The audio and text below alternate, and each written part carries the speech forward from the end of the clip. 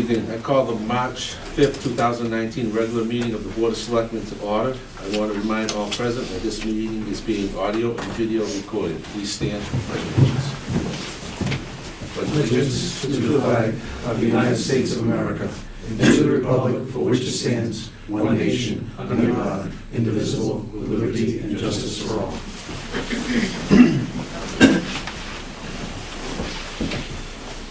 First on the agenda is to approve the consent agenda. Mr. Chairman, I'll make a motion to approve the consent agenda, including the minutes of regular and executive session meetings of January 22nd, 2019, as presented. Second. Discussion? All in favor? Aye. Next meeting mail, Police Chief retirement. The Police Chief has given the Board his notice of intention to retire effective November 3rd, 2019. He feels it is important to give the Board ample time to select a replacement. Chief Alves has served the residents of Acushnet for 32 years, and 14 of those years as Police Chief. The Board would like to thank him for his years of service to the town. It is greatly appreciated. And you're in the audience today, Chief. Congratulations. Thank you very much. Announced retirement. Thank you. Just again, would like to reiterate thank you to this board, past boards, all of the residents in town that has made my tenure as chief as a success that has been. Thank you very much. Thank you. Mr. Chairman, if I could for a minute. Chief Alves, thank you very much for your commitment to the town, the community as a whole. Serving for 32 years in the police force is a tough job to do, especially taking over the ranks as chief. You've done a great job. You'll be sorely missing the town of Acushnet, and good luck in your future endeavors, my friend. Thank you. Next meeting mail, Patriot Half Marathon. Multi-sports event requests permission to utilize selected roads through Acushnet for the Patriot Half Marathon, which will take place on Saturday, June 15th, 2019. The affected roads will be through Quaker Lane, Main Street, Lake Street, Middle Road, and Keene Road. Police Chief and Fire Chief, EMS Director have signed off on the event notification form with no restrictions. Is there a motion to approve? Mr. Chairman, I'll make a motion to approve the Patriot Half Marathon through the town of Acushnet on Saturday, June 15th, 2019. Second. Discussion? All in favor? Aye. Appointments. Golf Committee to discuss wage and classification study, capital budget, and empowerment. The Golf Committee rendered a wage and classification study and needs the Selectmen to approve the wage scales. The Golf Committee also has requests about increasing their responsibilities as members of the committee. Mr. Isaac from the Golf Committee? Yes, good evening, everyone. Good evening. Our town administrator has requested that I update you on the wage and classification plan for the hourly employees working at the golf course. In November 2017, the town administrator presented a plan of action to the golf committee. 1, write accurate job descriptions. 2, perfect the job evaluation process. 3, confirm grades and classifications and set pay scales. And finally, to put this before you for approval. We've completed those tasks requested, and I'm here to get that approval. Let me quickly walk you through the process. The town hired a consultant, HRS Incorporated, to assist in the wage and classification plan implementation. The consultant wrote the preliminary job descriptions. The golf committee edited the descriptions and then submitted them to Steve and Dana for final edits. What you have before you are the final drafts, 12 of them. 8 are non-exempt hourly positions and 4 are exempt salary. The consultant also presented a 4-factor rating system for grading the jobs. This matrix had the 14 factors and up to 7 levels of responsibility within the factor. Total points of the 14 factors sets the grade level. lower points, lower grade, which would be grade 1. Each hourly position has been evaluated using the system. The entire golf committee rated the mechanic's job, which turned out to be a grade 7. The remaining positions were rated by a subcommittee of 3. The town administrator, our committee chairman, Manny Goulat, and myself. What you have before you are the grades assigned to each hourly position. Again, there's 8 hourly positions. The bag attendant, the food beverage clerk, the pro shop staff, and the maintenance ground laborer are all grade 1s, low level. The starter ranger is grade 2. The maintenance equipment operator is grade 3. The second assistant superintendent is grade 4, and the mechanic is grade 7. The other 4 positions you see are exempt salary, and the committee has more work to do to complete their evaluations. The consultant also presented a proposed pay plan for the assigned job positions. It looks something like this, with all the grades on the left side and the steps going across the top. This was completed before the new Massachusetts minimum wage increase. So the plan has been modified by the golf committee to include the new minimum wage rates that are taking effect over the next 4 years. You have a copy of the proposed plan for pay increases up to the new $15 per hour minimum. The new minimum wage of $12 per hour took effect on January 1 of this year. It is the committee's recommendation that the pay plan be implemented in step with the minimum wage increases of the Commonwealth. That's my update. Where do we go for here, John? Question? Good, great work on this, Mr. Isaac.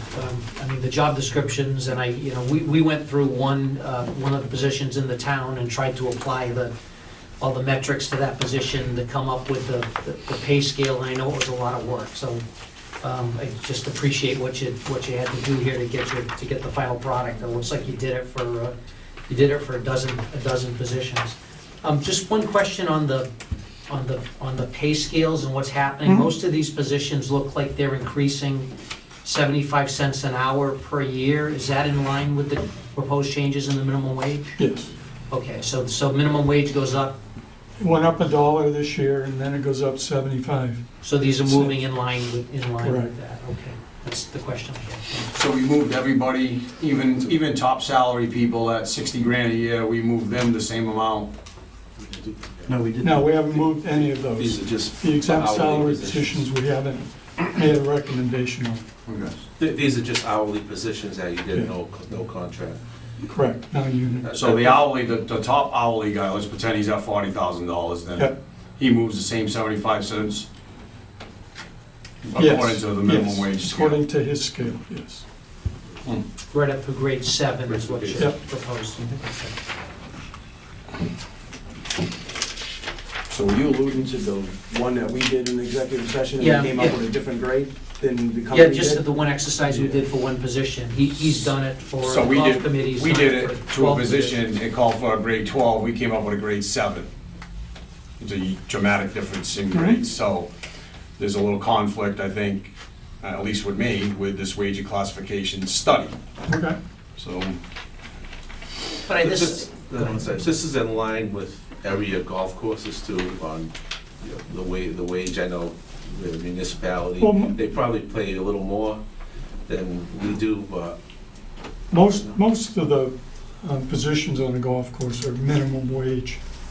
And for a long time, it's really been a perk job in that you like golf, you're working in the environment, you get to play golf.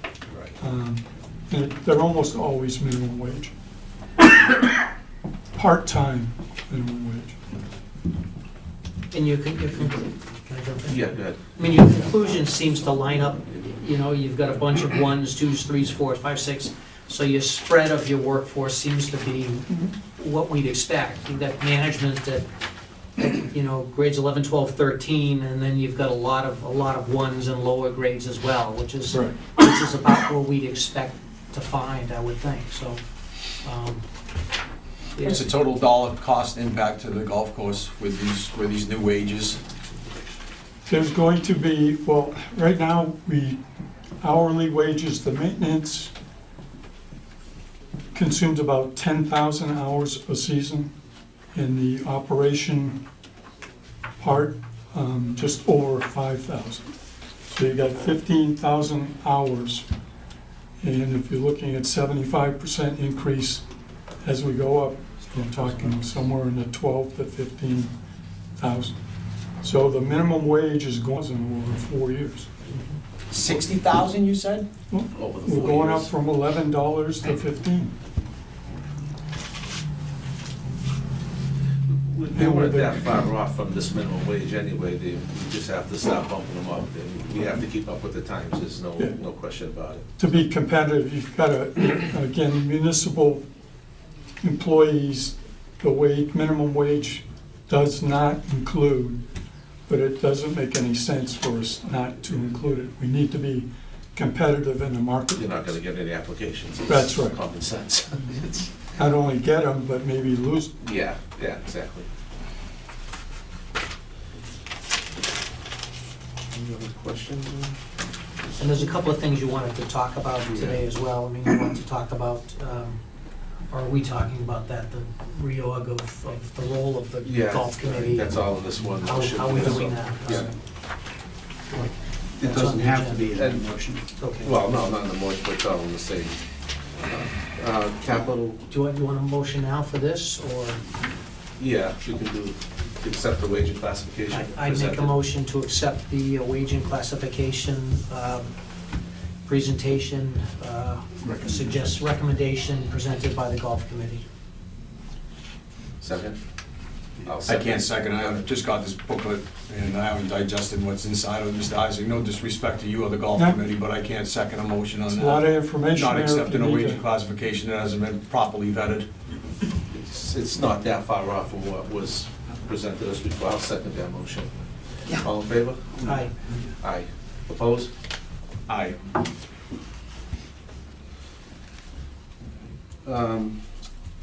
Capital budget, did you want to speak on? I can, again, What was The golf committee is still considering the recommendations, they just put a placeholder in for the moment. Okay, So they'll be doing that at their next meeting. okay. What's this for? Warrant? Capital, yeah, capital That's the items are warrant. one. Okay, we were gonna do that. And now the empowerment, I mean, Mr. Noble, we had discussion with that. Do you One of wanna the things that, discuss it? in talking to the committee, we want to properly identify the role and its relationship to the Board of Selectmen and its authority with the golf employees.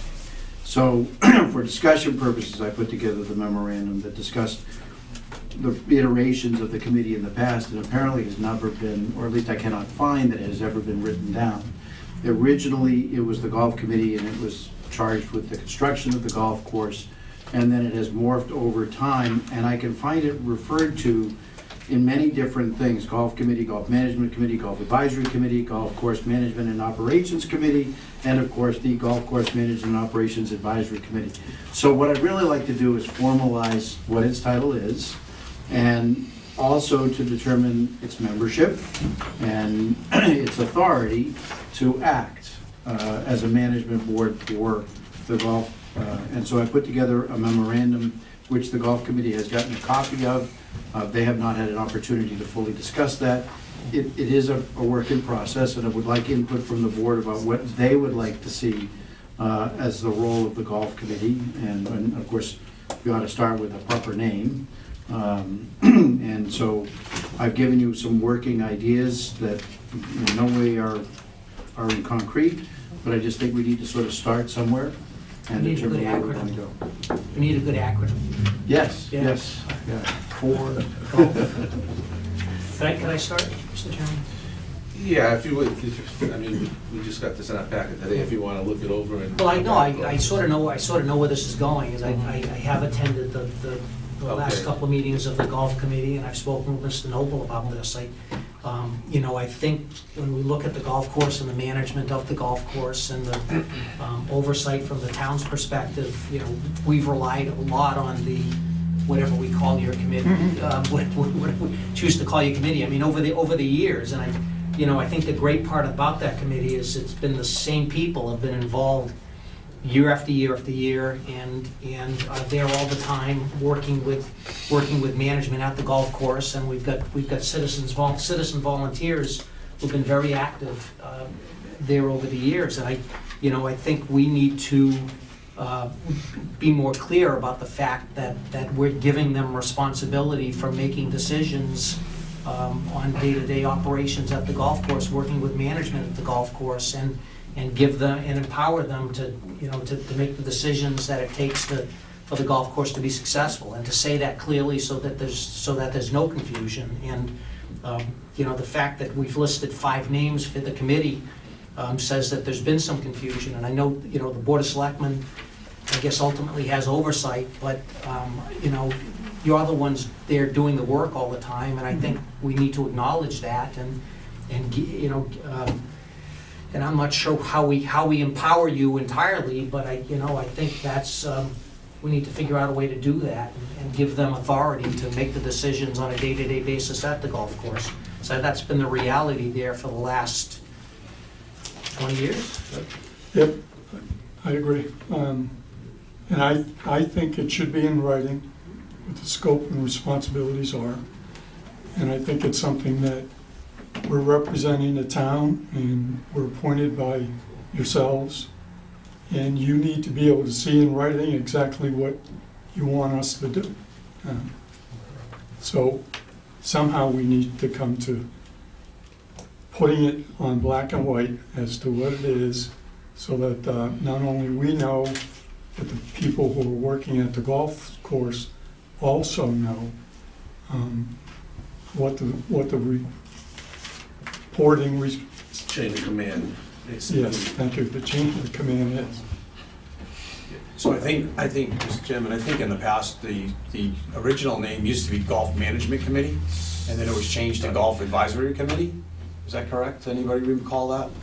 So I think if we went back to Golf Management Committee, it would probably emphasize with a written scope within the golf management, the responsibilities for Golf Management Committee. It would do just what we're looking to do here. Again, you just gotta look through some of your material and see what's being proposed out there, and you have recommendations in here, Mr. Isaac? On that proposal, I do not, but the committee needs to Come come up up with some together. recommendations, and we can, we'll take this under advisement for now, and then we can just move on. Yeah, Yeah, more Give us a than little just a insight name. into We're it. Yeah. looking to really designate some authority Yes, to the people that are, people that are getting it done and have taken responsibility for the success of the golf course. And I think it's appropriate with all the time and energy that they have in, that we formalize we formalize their role. Agreement? Okay, we'll, And let's figure out how we Figure this out. Thank get you. that done. get it straight. Thank you, Mr. Isaac. Next on the agenda, old business, ratification of the treasurer collector's contract. The town agrees to employ Kath Form the functions as related duties as treasurer collector as specified in the Acushnet Town Charter by applicable bylaws, applicable rules and regulations. The treasurer collector's contract was approved for executive session on January 22nd, 2019. Is there a motion? Make a motion to approve the treasurer collector's contract as presented. Second. All in favor? Aye. Aye. Aye. I made the motion. I guess should be. Well, it just sounds good. Town administrator's performance review, I'd like to postpone this till the next meeting. Are we gonna do it at the next meeting? Yeah, Is that the definitely, plan? we're gonna have to definitely do it at the next meeting. Discussion, indirect costs. There is a list of possible expenses that are allowed by the Department of Revenue that could be assigned to the enterprise fund. The board needs to consider what expenses are appropriate and necessary. We have with us Julie Heber. Did you want to talk about this again? I don't know how much you guys have talked about it already, so I apologize if I'm repeating. We brought this up last year. Indirect costs are typically costs allocated to enterprise funds for things that the general fund is doing on its behalf. For instance, an enterprise fund might not have its own accounting person doing all of their bills, or somebody who's running checks for them, like the treasurer would. So when you look at those costs and how much the town is supplementing the enterprise fund, these are kind of like the mainstay services that tend to be allocated out as indirect. Things that if they were to hire their own, it would be more expensive, so the town supplements it for them. So this is kind of like you already said, this is everything. You have the opportunity to discuss and decide what things you want to include and what things you don't. Everything, this is kind of different because I know you guys are mainly in charge of the other enterprise funds as well. They don't really have their own separate board that would be approving something like this.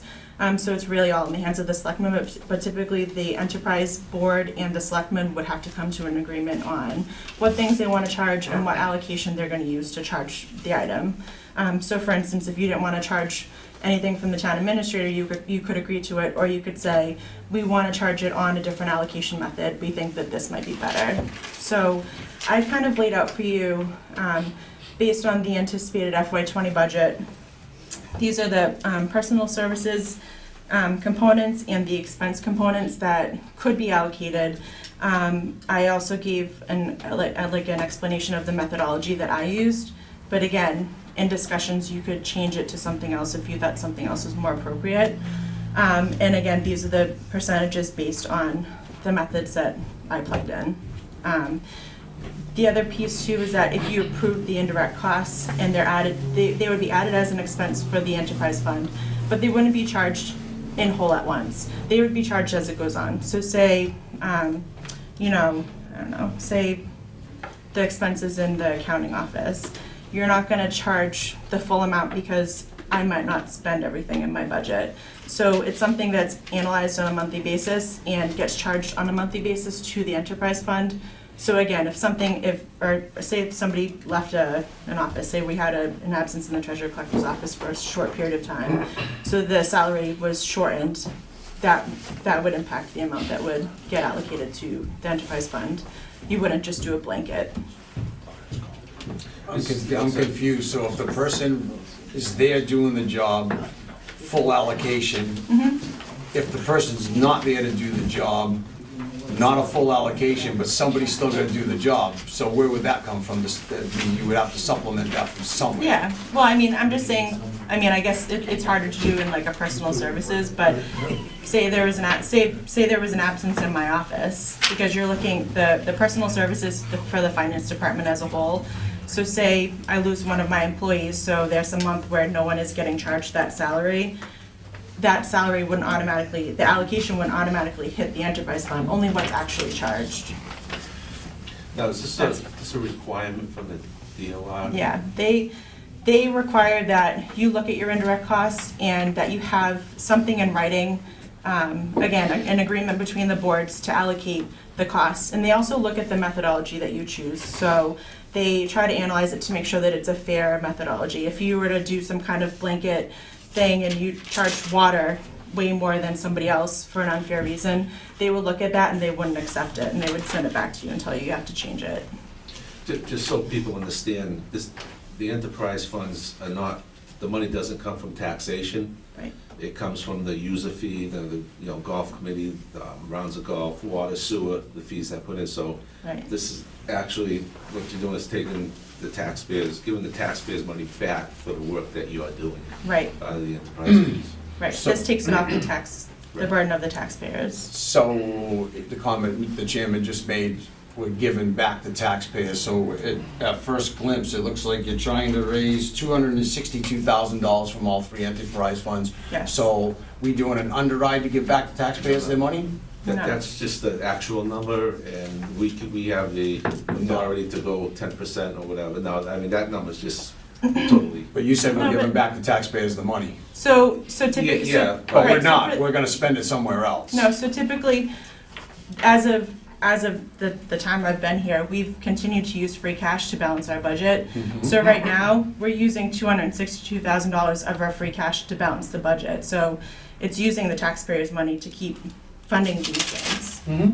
So no, there isn't an underride. There So wouldn't be an it's- underride unless we had extra money. So the DOR says that we Overall. have to do this. Where's that in writing? Because I haven't found that. The only thing I found is a handbook The on the DOR DOR's recommends website that says good accounting principles. Yep, And that's where it falls underneath, good accounting principles. Yep. Did anybody send us a letter says, Town of Acushnet, you have to start incorporating indirect costs out of all your enterprise funds? Or is just this something that we're doing because, you know, it falls under good accounting principles and it has for the last 5, 10, 15 years, but we never did it? yeah. And now we're just looking to raise more money They, from our enterprise fund so we can spend more money in the general fund? Because They that's what highly- this is really resulting in. They highly recommend it, and we are already charging indirect costs to the enterprise funds for certain things.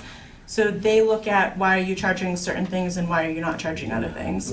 Some of the percentages are just way out of whack. I mean, 21.5% of the town administrator, 11.5% of the finance department, 17.5% of the treasurer collector, 21.5% of the board of selectmen, But again, 21.5% information technology. But this I mean, is those are just for you to personnel analyze. services?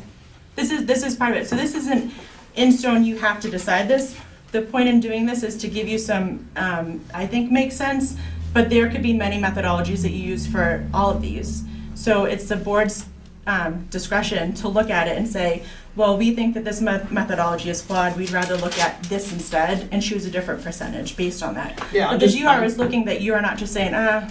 I'm just concerned because the golf, I mean, cost allocated to golf, whoever's looking to grab $133,767 from golf and combine sewer and water, you don't even come up to that number. It's less than golf. And golf, I mean, is as hard as the golf committee's trying to keep the golf course successful in the management team, and I think they've done a great job of doing that. We have some issues down there, the clubhouse being one of them. So, I mean, we start grabbing this kind of money, we don't know where golf is going. We don't make big surpluses every year with golf. It's not like we're banking a couple $100,000 a year. We rebonded to lower the principal and interest on this golf course because of the way golf was going and the economy was going.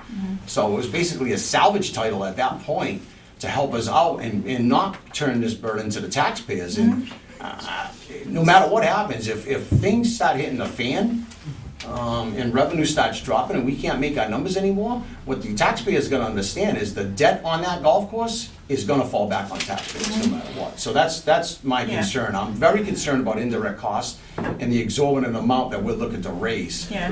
we're not looking to raise the whole amount. That's the actual percentage that we could charge.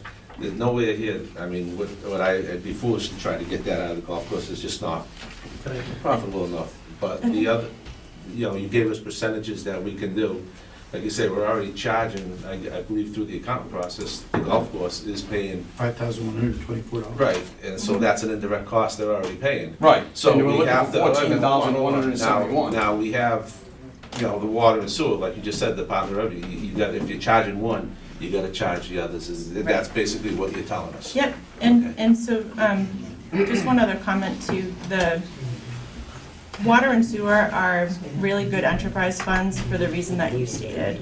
They're based on users and they have the ability to update their rate accordingly. If they have some big expense that they need to raise money for, they're able to update their rate and allocate that amount to all the users.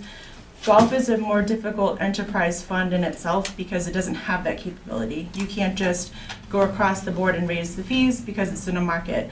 So I agree with you that you know, it's something to look at, but golf isn't your typical enterprise fund. It doesn't fall nicely within the category like water and sewer do, and that's why it is something that needs to be scrutinized a little bit more. So based Yeah, on... wait, hold on, Go ahead, Roger Mr. wants to Cabral. know. Just, you know, this is something we'd first spoken about last year, and it's unfortunate we're 12 months later, and now we're, you know, hurrying again. Yeah. I mean, my opinion is we need to find a way to allocate some of these costs to the enterprise funds. Mhm. And I think what you've done is you've identified all of the costs that could possibly be allocated to the enterprise funds. And some of these I look at and say, no, we don't need to do that. And others I look at and say, yeah, of course we should do that. For example, the cost of the Board of Selectmen. I think we've acknowledged the golf committee does all the work. We don't do a lot, so our cost, I don't think, should be allocated to the golf committee. We've got a town administrator, whether or not we've got a golf course. And I don't think those costs necessarily need to be allocated to the golf course. But things like their share of OPEB expenses, of retirement costs, of Medicare, of payroll, of things that should be allocated. And so I think we need to look, you know, and this totals $134,000. For golf, $39,000 for sewer, $90,000 for water. You know, I think that's a first pass at it, and I don't think all of these need to be allocated. But I think what we've got to do is we've got to go through these one by one and figure out what should be and what doesn't need to be. And then part two of that is once we've figured out what's appropriate and what's not appropriate, maybe we can phase that in over a period of years. Yeah.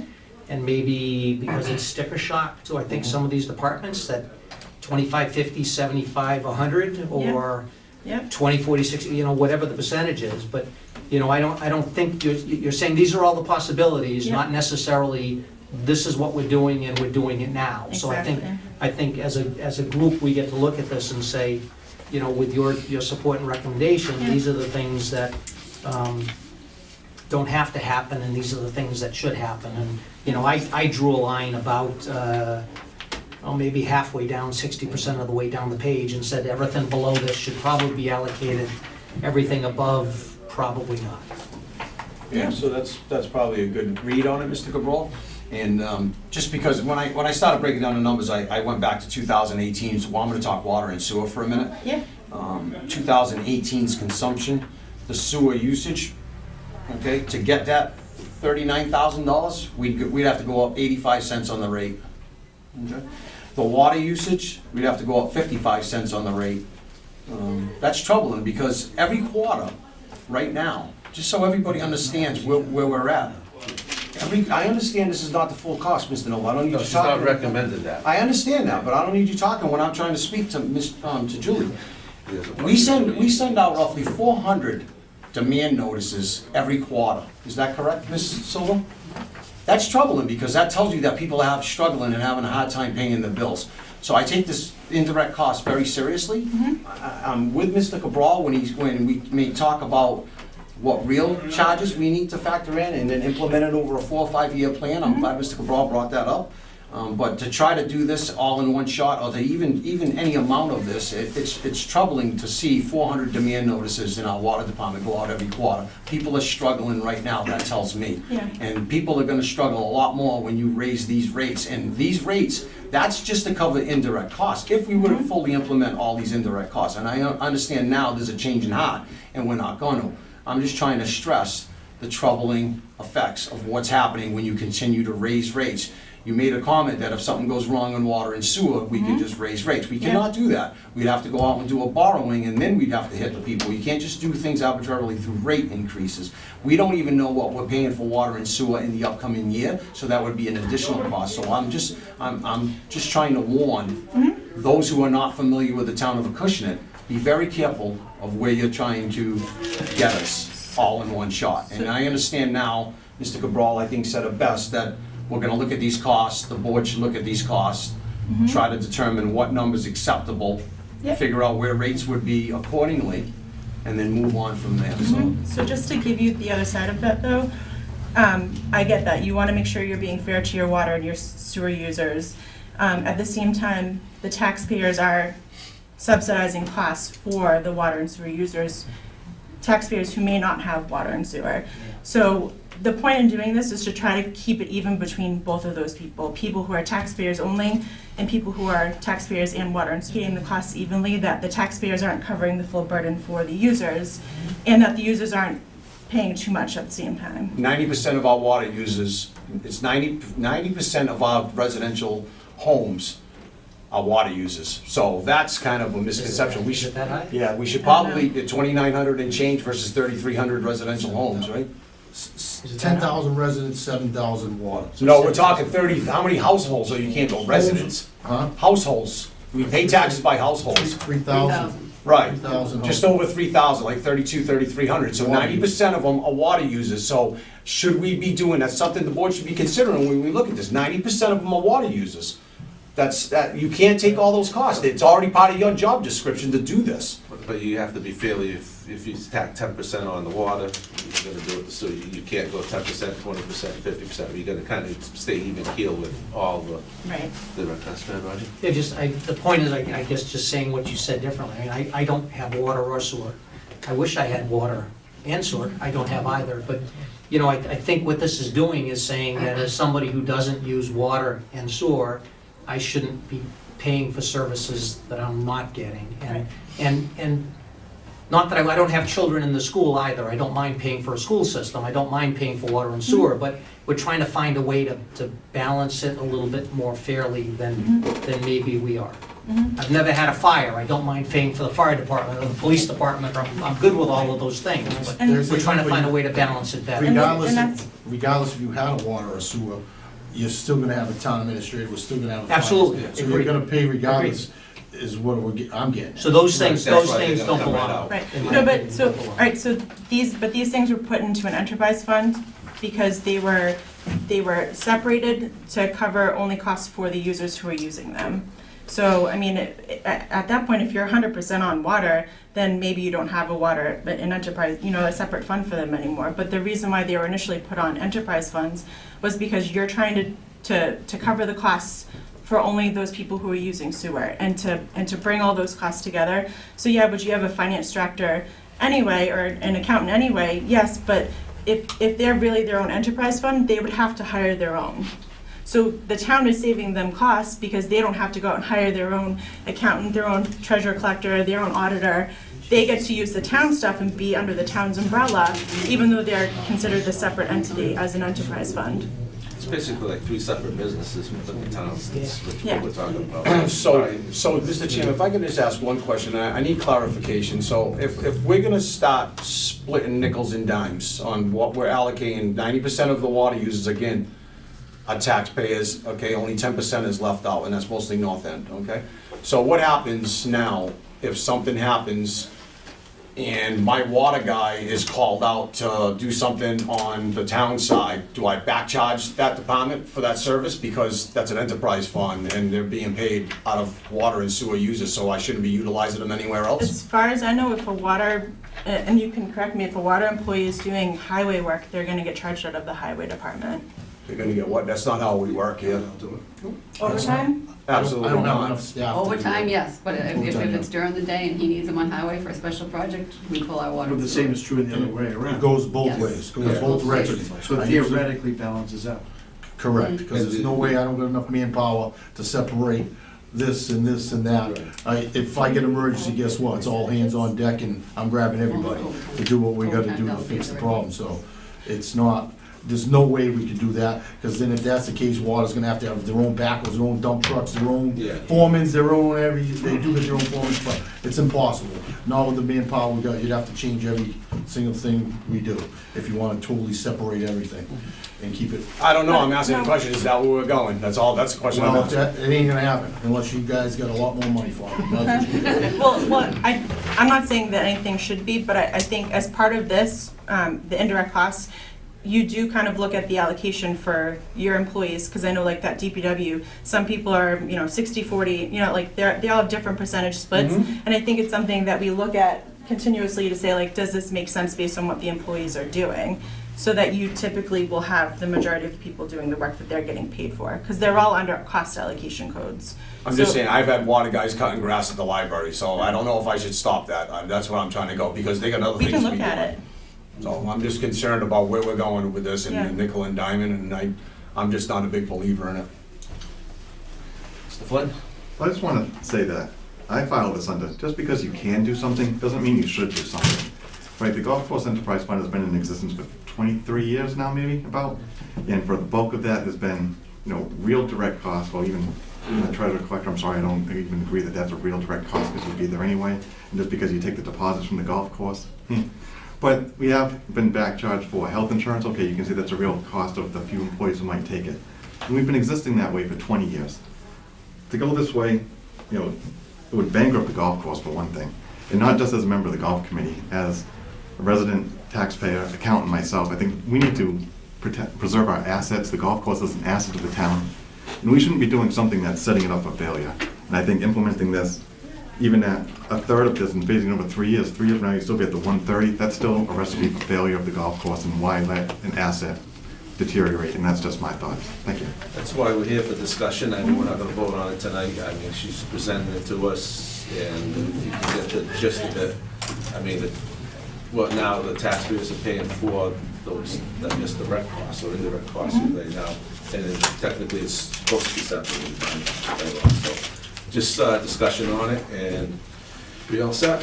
Thank you. Yeah, We can anything move else? on. I think we're good. We discussed it enough. Okay, Thank you. Done. thank you.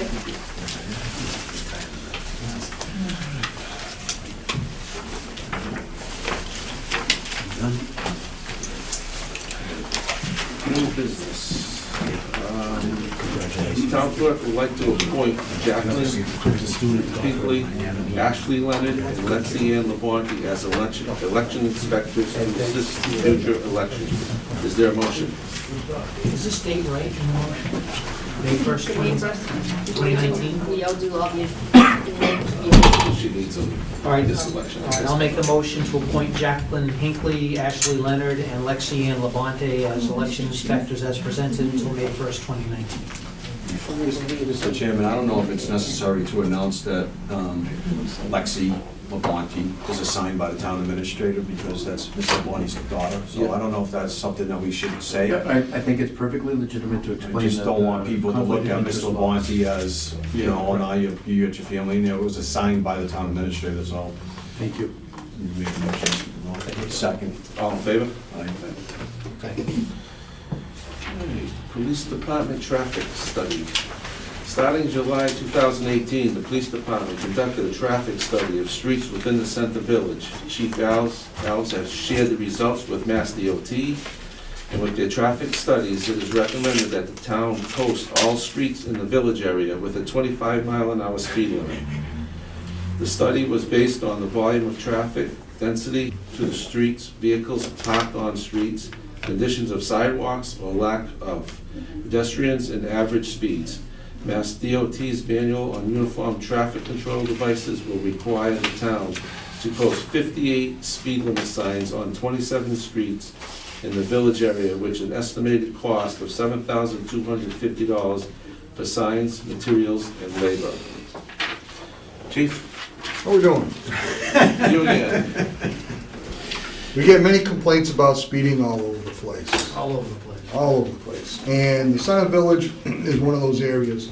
And I'm sure that, maybe some of you saw the thing with the Standard Times poking fun of all the cars going through the intersection there. 12,500 vehicles go through that intersection daily. It's over 4 million cars a year. The average of number of accidents that we have, not just at this intersection, but in this general area, including the parking lot here, is 3 a year. Yeah, So I think- everybody rolls through that. Well, we want you to come to I a mean, not complete me, stop, but not pieces. you. Right, we want you to come to a complete stop, but I think we do a very good job. The problem is, we do have 5,500 cars on Slocum, almost 1,000 cars a day on Nye, James, Pembroke. And for the number of houses on that street, that's a lot of traffic for the year. So, to properly post it, we're gonna need some street signs. And we could not properly post it and take a chance one day an officer stopping a car and losing a whole bunch of evidence because a smart lawyer would be able to say, hey, that street's not properly posted. So, I'm not sure if you guys have ever heard of like the Son of Sam, who was a mass murderer in New York City. They almost lost that entire case over a parking ticket. 'Cause that's how they caught him, was a parking ticket, and the attorney fought that the ticket was not properly issued because it wasn't properly vetted. So, if we're gonna be posting anything on my watch, I would like it to be properly vetted. So if we would like to move forward with this, to properly post this legally, that's what we would need to do. I would appreciate your support. Officer Matten is the one that did all of the study, and I'd like to thank Michael for doing an excellent job. And Michael is currently going back, taking a look at all of our other areas like Peckham Road and Middle Road and Main Street. One of the other areas that we'll probably work on this summer will be the park area. I'm not sure if you've been down Wamsutter Avenue and Frank, but those streets are longer than what we think, and even though there's not an outlet there, we have a lot of traffic in the summer because of the park. So that's what the future studies will be taking a look at, but this is the Center Village. It took us a little over 6 months to conduct. So it says 58 signs, but there's 27 streets listed. Well, so one of the things is you have to have it listed. Hold on, I can't hear you, he's talking again. I apologize. Thank you. So we would have to, because all of these streets have 2 different entrances, they're not dead-end streets, so you have to post it in both directions. Okay, so I was gonna say one on each side of the street, I got that down here. And any area where we have intersecting streets or length of street, we would have to post again. So it's based on, Yeah, so that's how you go, wow, 58 streets, Mike, how do we come to that number? yeah, I You understand. know, so it's 58 signs, 27 streets. It's because there's, 2 sets of egresses on them, Mm-hmm, got it. okay? You got it. Is there a motion to? Motion to approve the recommendation from the chief to change the speed limit on the following streets to 25 miles an hour and post for new signs: Pembroke Ave, Cushman Street, Hope Street, Garfield Street, Hayes Street, Roosevelt Street, Cleveland Street, Grant Street, Russell Street, John Street, James Street, Cologne Street, Gill Street, Club Ave, Bardsley Street, Titleist Drive, River Street, is that Goulet? Giot. Giot French Street. out. I know where it is, it's right over here behind. Jean Street, Nye Ave, Saucier Street, Boylston Street, Crompton Street, Hill Street, Dayton Street, and Allen Street. Second. Before that, that motion, you have to add in pending the identification of a funding source, because it is on the capital project, part of the capital funds, so. You got a cost allocated, what, $7,500? Yeah, so. Cost of the signs. Listen, would you Hey, want $1.2 me to come million up in free cash, I mean, indirect costs coming your way, I mean, we got money, $7,500, Not no his problem. way. I can't hear you, he's talking. I'll write Yeah, the check I know. later on for Oh, you. Roger can't hear you. I can't hear you, I can't hear you talking again. Okay. All right, go ahead. Is there a second on that? Second, that's modified, yeah. All in favor? Aye. Okay, thank you. Thank you, gentlemen. Thank Have you, a Chief. wonderful evening. You too. Good night, Lisa. Bye. Good one. The schedule for the annual town meeting warrant was presented at a November 13, 2008 meeting.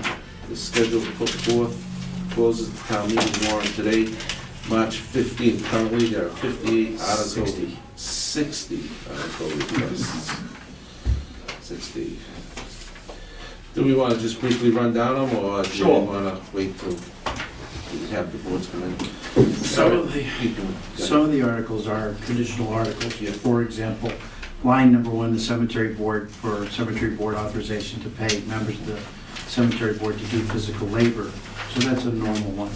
CBC has 3 articles that they're going to propose: adding HVAC to parting ways facade repair or replacement, school fields improvement, The fire EMS, which is really the Board of Selectmen, so I'll merge that into the correct category. Ambulance laptops, firefighter turnout gear, tanker one repair, and further down, I'll pick this up now if I can find it, fire department removal from civil service, fire pumpers refurbishment. There's a list that the chief gave me to put into this, so we'll vet that as we go forward. Library trustees have a standard article for the authorization to sell books. There is a proposal, as you know, that the Old Colony Regional requires an amendment of their regional agreement. Park and Recreation Commission has the same authorization to pay members of the Park and Rec for physical labor. Planning Board has a bin and property registration bylaw coming forward. Planning Board has a zoning amendment on Article 8 to put forward.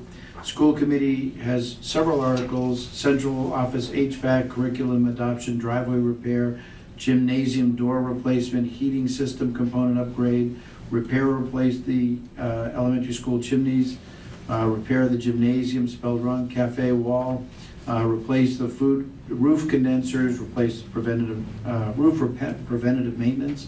I'll learn to speak soon. Server room air conditioning, special education stabilization, technology equipment, upgrade the fire HVAC server, in the Board of Selectmen, accept the town reports, pretty standard. Apply and accept state and federal grants, authorization into pilot agreements. So we have 3 solar plants that are being proposed for construction in town, all of which have asked the Selectmen's office, me, for pilot agreements. We don't have any authority to enter into a pilot from the board, from the town meeting, so we would have to solicit that approval. At town meeting? At town meeting. What's the difference between a TIF and a pilot? Transportation. No, a TIF is for manufacturing, like I know some people that did it for manufacturing, to get them into manufacturing. I don't know, what's TIF? I don't know what it means. Pilot is payment in lieu of taxes. I know, yeah. You know, so the, and I think that that's something we should look at, because this, and I'm moving off the subject, I apologize, but the laws are changing about how they're gonna tax solar panels. And it could change to our disadvantage. So it would be to our advantage to work out pilot plans that would stabilize the money over a long time. And as you know, Mr. Gasper introduced that article that segregated out the pilot, the solar panel. Solar revenue fund? Thank you. And that's reserved for capital items of the town. It hasn't brought in a lot of money, but it has brought in some money. And the idea would be to continue that process and allow the town to enter into those agreements and fund that account. Authorization to finance and lease above 3 years. So this would allow the Board of Selectmen to enter into contracts that would exceed the 3-year length. That doesn't necessarily mean that they're gonna sign every contract above 3 years, but it would allow them to do, for example, Golf carts at the golf lease. carts and stuff like that, without having to go through a town meeting vote to extend that contract. So we can only go 3 years on a lease? Three years right now is your limit unless you go to town meeting. There are some exceptions to that in employment contracts, but generally, you gotta go to town But no, meeting. specifically There was for an lease? issue with. Correct, for lease, that was an issue, I that thought was an we've issue. done, I kind of recall, Roger, you might recall, back when we were on the finance committee, I thought we did 5-year leases on golf carts. Yes, you But they're illegal. We did, right? Yes, you did. They were illegal. They were Oh, never yeah, approved by town we meeting. don't need to talk about that. Okay. All right, I just recall some 5-year leases back Yes, then. but the answer to that, Mr. Chairman, well, what are you? Mr. Selectman. Mr. Gasper? Mr. Gasper, is that you can enter into that agreement, and you can honor that agreement, but it's a voidable agreement, because it's not a legal agreement. Yeah, so this is just, just puts it in formal writing that we could do a 5-year We lease, could no do matter it. what it may be. Yep. There's a proposal Just one for, question on that. Sure. I mean, above 3 years, so you can go 10 years? you could do pretty much of that. It's You can, unlimited? the answer is yes, but the traditional thing is to move it from 3 to 5. Yeah, okay. Okay, and that's basically what I was thinking in the article, move it from 3 to 5 years. Above 5 years, I think you'd want to have. Yeah, no, I'm just saying, but there's no limit. But that's up to There's you no guys to cap. decide when it comes before. For a lease? For a lease. Anything more than 5 years, you might as well just buy it. Well, those are decisions But that you golf can carts make are at the different time. because of the usage, Correct. yeah, that's why we lease them and not buy And them. I just want to have the option, not necessarily the requirement. Yeah, that's fine. Okay. Conservation would like a plotter. We've talked about that in the past. There's a proposal for a copy machine in the police department and a replacement for one here in Town Hall. Fire, let's see, we did that. Obviously, there's an article for the 2020 budget. There's a general bylaw change being proposed by the building inspector for storage and trailer boxes, temporary licenses. Then there's the golf fund for capital article and for the enterprise fund reauthorization. There's a possibility that we may need an article for the Hamlin Street Bridge right-of-way. We had been approached that they wanted to take a piece of property that belonged to the Park and Recreation. That would require an Article 97 exchange of land, and I just told them I don't have any land to exchange. I don't have any place to take another acre. I thought it was conservation. It's conservation, so it's Article 97. So I thought you said park and recreation. it's not conservation, it's in Park and Rec. Oh, I thought that little piece of postage stamp was where we couldn't do the bridge because it was conservation, but it's park and It's recreation. Park and Recreation. And it's an Article 97 piece of property, so in order to get it out, you'd have to exchange it for another piece of property, and I can't identify a usable piece of property that, like about an acre, that we could throw into Park and Rec. How So- did that not get sold to the Buzzards Bay? I mean, don't they own everything there? No, we own quite a lot of land there. Do we? But the other side of that coin is, so they redid the plan so as to not require the taking of that property. And so, but I left the article in just in case we still have to do something. It's there.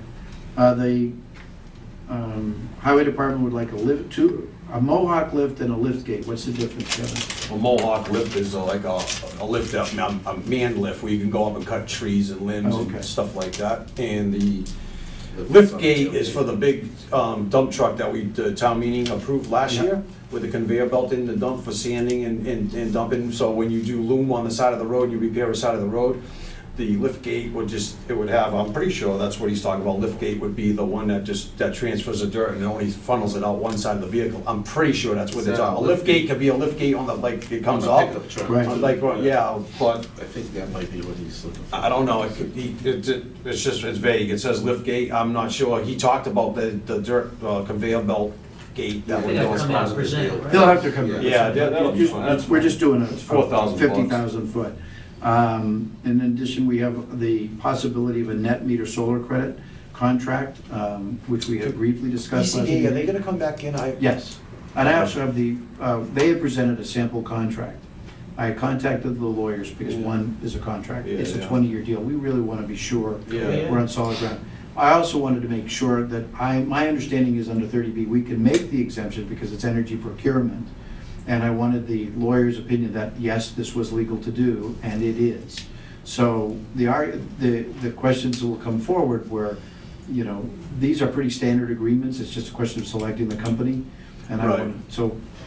but they sent back changes to the 57-page contract, so. Council did? Council did. Yeah. And so we're sending it back to them at the same time. I'd like to release it to the board to have you start reading it, because it's gonna take you a while. Well, as long as town council Town council for said a it is reason, fine. I don't know if I need to read the 57. I really want you to be aware of what we're agreeing to, so that when we stand up at town meeting, we can look like we know what we're talking about. Yeah, I Okay. just had a couple of questions, so Sure. if they can come back. They can come back. There's an article for additional OPEB funding. There's an article for Phase 3 I&I investigation, which is, That's the- we do that every 2 years. Yeah, Yeah. this is the. We've done 2 phases for sewers, Correct. for water infiltration in our sewer Right, system. and you're required to do it, but we've done it every other year, which is fine. I want to continue that process. We just gotta look at surplus and see where we're Yep. at. Then there's an article for removing the police chief from civil service. There's an article in case we need to present it before a town meeting to the adoption of the police contract, if it requires money. There's an article request for. What was that one? Can you go back to that? please? Sorry? Police contract. What did you If just the say police about- contract settles and there's a Okay. back payment, we have to come up with. Oh, because it's a back payment. Correct.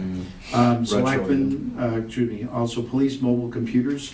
All of the cruisers are now changing to that hybrid car. So the car literally shuts off, so it runs on more on batteries. So all of our computers are gonna have to be changed as we go forward. How many, do you know, Chief left and I thought he would stay, No, but but that will be part of how why he's many? presented. Yeah, it's just 50 Yeah. grand and We used to buy very inexpensive computers, so if they got wet or they spilled something on it, who cared, we bought another one. they're But pretty now they're gonna bulky and be- they take a beating, to be honest. Now they're with gonna you. be a little more expensive, yeah.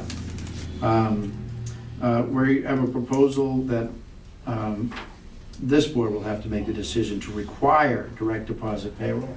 Right now, we have a situation, and you could grandfather it, so if you wanted to do that, you can, but it would be much easier going forward and cleaner if we required direct deposit payroll. A lot of towns have gone to it, it's very clean, it's very neat. But there are options for implementation, so, you know, anybody that's currently employed that you want to grandfather, you could. So we'll present that at the time. There's the resolution of gratitude, which we've done at the end of the town meeting. What's that? That's the thank you for people who've served the town and who've either passed away or left the town service. Oh, I thought we always, don't we do that first? No, we do that very last.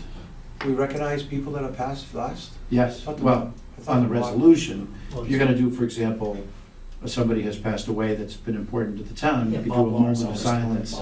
Yeah, at the You know, beginning of the. You do a Bob moment of Francis silence. used to do it. But these people didn't die, these people just Bob left Francis did employment, that for right up front. or their term of office expired or whatever, so. All right, that's fine.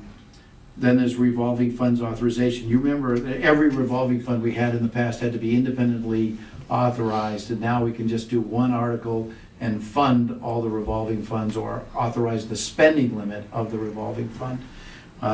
There's an article for road repair, which Mr. Gasper, you specifically requested be added, and it's here. There's a sewer enterprise fund authorization, there's the funding of the snow deficit, I'm really hoping there won't be one. Close now.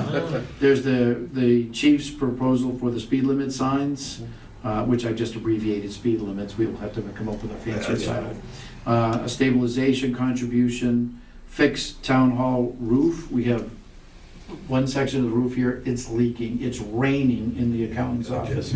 I have to repair that roof. Oh, I thought it was on this side of the building.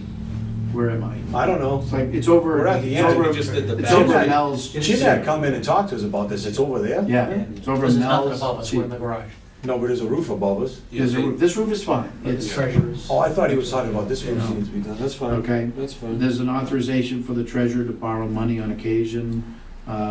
Obviously, you know, if, to borrow money or to sign instruments of debt, that's a pretty standard article. The water department wants a pickup truck, That's a hell of a truck.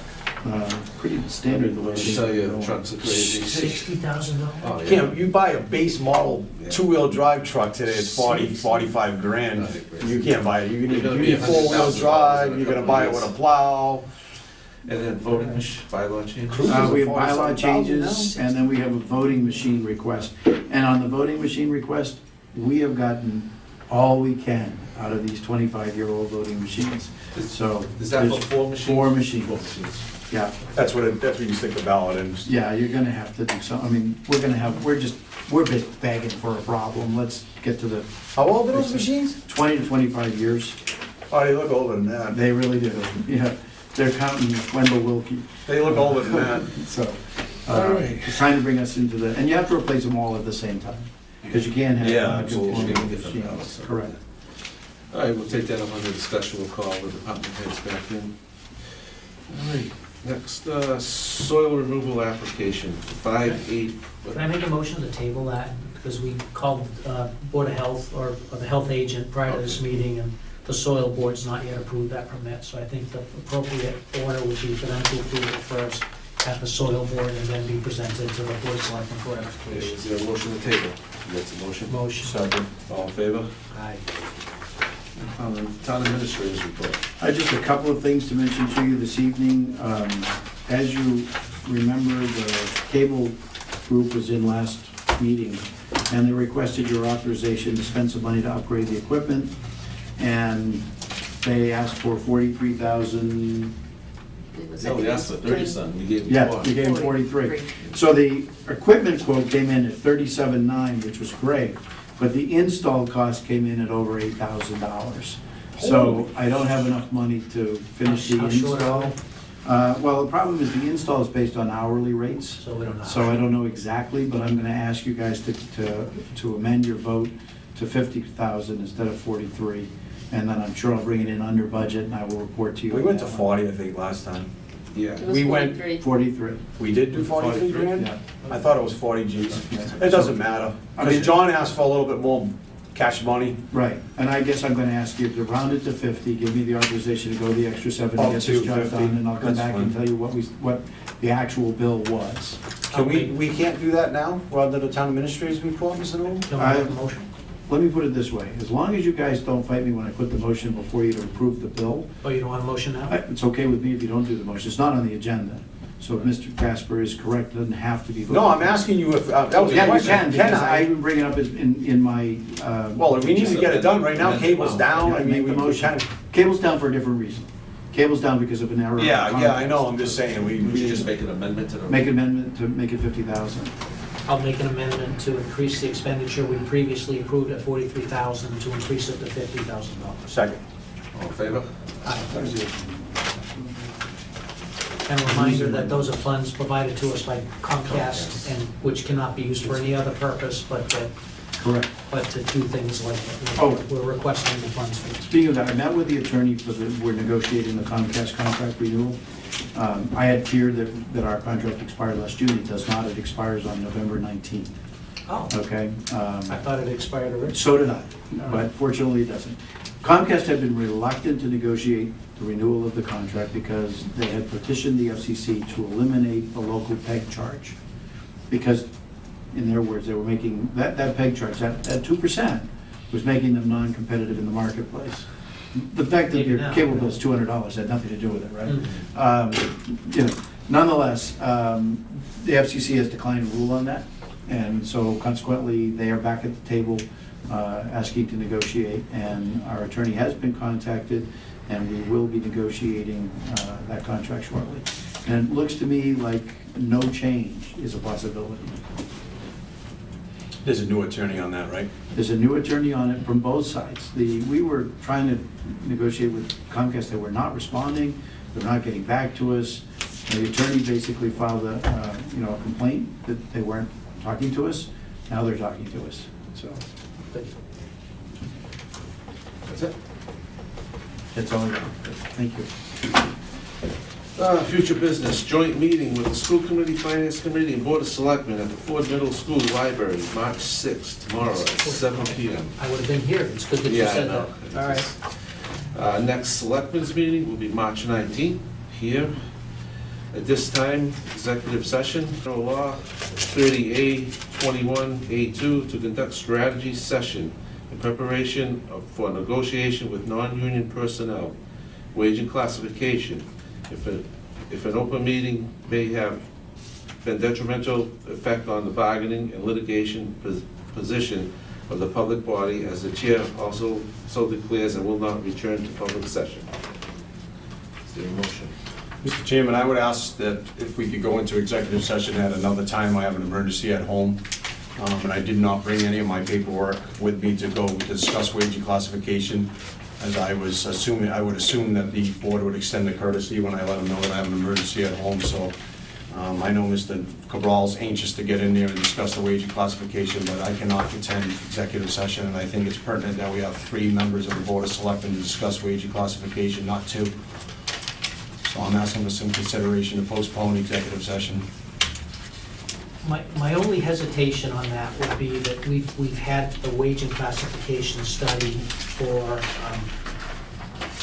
6 months, 7 months, 8 months, and we just keep kicking that can down the road. And I think we could make some good headway even in your absence, Mr. Gaspar, without maybe taking any action. That maybe in Mr. Gaspar's action, we could meet and review some of the individual classifications and then come back and vote on what we're proposing when all 3 of us can be in session, but just maybe look position by position and make some recommendations as to, I think grade's the appropriate term, and maybe potential adjustments in salary, and not take any action on that until all 3 of us can be together. But I think there's some good work that we could get accomplished even in your absence. And You'll have consensus of 2 members. You no longer need me, Mr. Cabral. well, I'm not suggesting that we vote. I'm suggesting that we make recommendations at a meeting at which you'd be in attendance, and at that point, we could discuss what we're recommending.